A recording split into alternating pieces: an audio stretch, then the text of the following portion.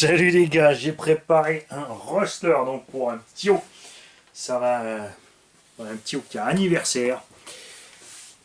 Comme la carrosserie rouge et bleu, on a mis un pare-choc RPM bleu avant de slash 4x4. Puisque les trous devant le fixer sont les mêmes, mais on a fait quand même différemment. On a fait des trous supplémentaires ici. On nous a bien laissé ici la trace, vous pouvez voir la pliure. Ici on a chauffé pour le plier. On a rajouté deux vis ici M4 dans le châssis, ce qui fait qu'on renforce encore une fois le bloc avant, en plus de ce qui est déjà renforcé. Ce gros pare-choc là à l'avant, ça nous ramène à l'époque des Tamiya Grasshopper et compagnie. C'était pas super esthétique, mais ça avait une utilité très très grande. D'abord, impossible d'aller impacter la suspension et de détruire la morteau. On arrache aussi quasiment plus les bras de suspension, surtout. Voilà, on a un truc vraiment solide. Ça ne dérange pas la suspension en mouvement, c'est pas un problème. À bord, on a mis un servo 9 kg métal waterproof. Les suspensions, on les a laissées d'origine parce que moi je l'aime bien comme ça. On est vraiment bien à l'aise avec ce petit machin. On a mis quelques petites mousses sous la carreau évidemment pour pas que ça fasse de bruit. Parce que quand tu roules, sinon ça fait que... Je n'aime pas ça. On a pour l'instant une fois mis le vario à l'arrière, à sa place. Boîte radio évidemment là. Bouton off juste là derrière, donc bien accessible. On peut, c'est clair, couper là derrière pour passer une lipo plus longue, mais pareil, après tu recules les masses, donc c'est pas forcément ce qu'on veut là-dedans.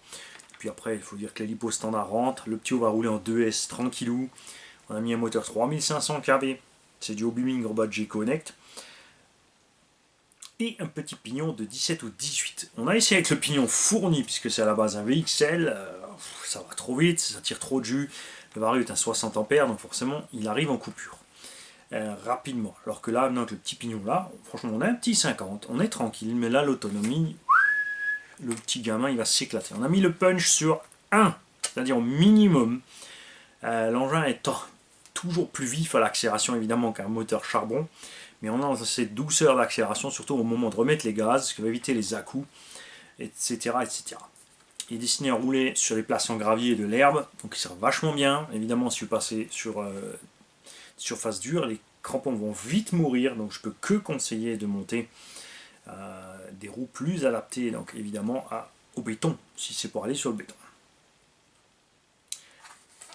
Poids plume, performance raisonnable, bonne protection de l'avant, c'est là qu'on crache, hein, je veux dire, ça va recracher l'arrière. À l'arrière, ce qui est d'origine suffit.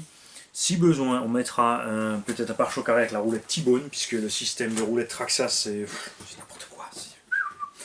Et le pire, c'est que Traxxas, je veux dire, ils font la roulette de mort sur le X-Max, et ils n'ont pas été capables de répercuter cette construction sur toute la gamme, tout simplement. Pourquoi ne pas faire une roulette arrière de ce style pour monter sur le R-Evo et sur tous les autres modèles de la gamme présente? Ça, je trouverais super de la part de Traxxas. Là, on serait tranquille. Donc là, le petit haut 6m3S, il va se retrouver quand même à plus de 60, franchement facile, 65-70 km/h. Ce qui est les performances qu'on fait normalement 2S sorties du carton. Mais toujours avec cette formidable autonomie, cette souplesse d'utilisation. Et il pourra allègrement évidemment passer un pignon plus gros, parce que là on a un 36-60. Le Vélignon est un 36-52. Là on est sur un 36-60. Donc on a de quoi propulser en fait un 4x4, mais on l'a mis dans un 4x2. On a juste mis un petit pignon, on me dit, pour être tranquillou.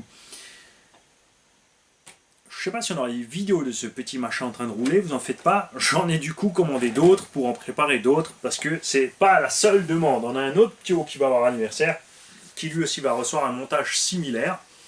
On a par contre pour lui un autre moteur, mais on sera dans le même esprit. Et là, c'est à des prix qui font plaisir. Évidemment, si tu prends le roller chez Patrick Mayer, à peu près avec les frais de port, tu arrives à 180 €.